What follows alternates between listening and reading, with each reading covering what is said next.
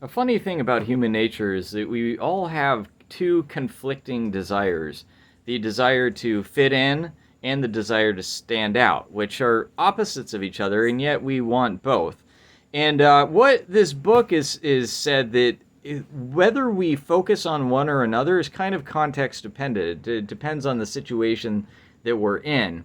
And generally, if we are in a situation where there is some threat, and this really goes back to evolutionary psychology, we want to survive and we want to reproduce. Well, if we're focused on survival, like there's a threat out there, then we want to fit in, right? There's protection in the group. We want to be a part of the group, and we don't want to stand out. We don't want to be the one that's targeted by the threat. However, if we are focused on love, on sex, on reproduction, then we want to stand out, right? We want to be the person that's out in front saying, pick me, right? Because our preferred sexual partner isn't going to be with everyone, hopefully. So what he found essentially through experimentation was that your advertising messages that focus on distinctiveness, on standing out, versus popularity, being part of the group, fitting in, work very differently depending on the context of what somebody has been watching. And so they tested this with testing various ads on different TV shows. And they found that if it's a violent, threatening TV show like a horror movie or a crime drama, something like that, something that's focused on violence or threat, then advertising that focuses on, hey, this is something that's been the most popular thing for the last 40 years. Everybody's using it. You fit in if you use this thing. Those kind of ads are popular.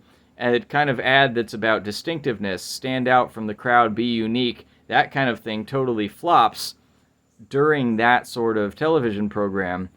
But the opposite is true for a love movie or like a romantic comedy.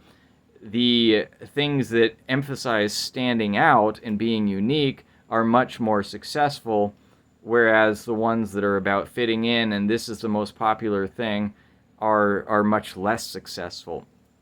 So something to keep in mind. And the book, which again is Persuasion by Robert Cialdini, is really focusing on the factors that come before whatever your persuasive message is, that are going to influence whether or not it's effective at persuading people.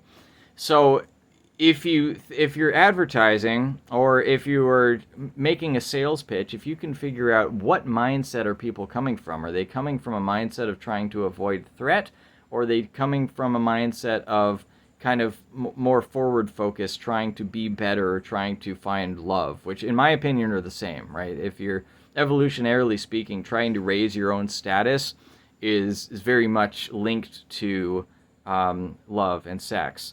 So if you are it's in anything that's related to status, right? Like buying a fancy car or a fancy watch, or getting rich, or